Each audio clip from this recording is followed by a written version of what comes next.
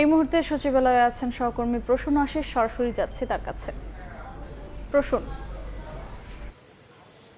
সরকারি কর্মচারী সংশোধন অধ্যাদেশ জারি হওয়ার পর থেকে যেই ক্ষোভ বিক্ষোভটি কর্মকর্তা কর্মচারীদের মধ্যে দানা বেঁধেছিল সেটি মূলত আজ চতুর্থ দিনে গড়িয়েছে। অর্থাৎ গত 4 দিন ধরেই সচিবালয়ের কর্মকর্তা কর্মচারীরা এই অধ্যাদেশ বাতিলের দাবিতে তারা আন্দোলন করে আসছে। মূলত আজকের যে আন্দোলনটি ছিল সেটি শুধুমাত্র সচিবালয়ের মধ্যেই সীমাবদ্ধ ছিল না। গতকালের পূর্ব ঘোষিত কর্মসূচি অনুযায়ী সারা দেশের এই সরকারি প্রতিষ্ঠানে তাদের এই বিক্ষোভ মিছিল এবং বিক্ষোভ কর্মসূচিটি ছিল বলে আমাদেরকে জানিয়েছে কর্মচারী ঐক্য ফোরামের পক্ষ থেকে।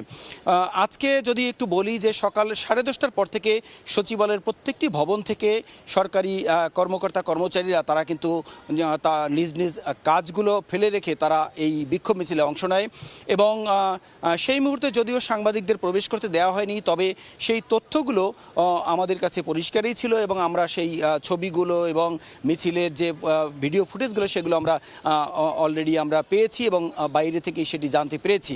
তো এরপর থেকেই মূলত তাদের সেই আন্দোলনটি চলতে থাকে। বেলা 1টা পর্যন্ত আন্দোলন চলার পরে তারা আজকের কর্মসূচি তারা বাতিল করেছে এবং কিছুক্ষণ আগে এই সরকারি কর্মকর্তা কর্মচারী ঐক্য ফোরামের কো চেয়ারম্যান 2 জন তারা জানিয়েছেন যে আগামীকালও তাদের এই কর্মসূচি চলবে। যদি এটি প্রত্যাহার না হয় তাহলে সারা দেশব্যাপী তারা কর্মবিরতিতে যাবেন।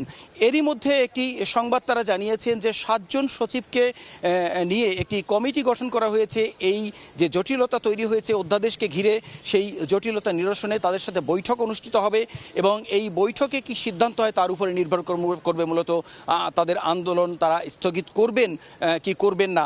আর আজকে একটু সবশেষে জানিয়ে রাখতে চাই যে আজকে ভীষণ কড়াকড়ি ছিল সচিবালয়ের বাইরে। প্রচুর পরিমাণে নিরাপত্তা বাহিনীর সদস্যরা তারা সচিবালয় ঘিরে রেখেছিল এবং যারা দর্শনার্থী তাদেরও প্রবেশে ছিল নিষেধাজ্ঞা। মূলত এই ছিল সবশেষ তথ্য। যদি সচিবদের সঙ্গে এই আন্দোলনরত কর্মকর্তা কর্মচারীদের বৈঠকে কোনো সিদ্ধান্ত হয় সেটি আমরা জানিয়ে দিতে পারবো এবং বলতে পারবো যে এই আন্দোলনটির সবশেষ অবস্থাটি কী। এই ছিল সবশেষ তথ্য সচিবালয় থেকে। সরাসরি যুক্ত ছিলাম সচিবালয়ে।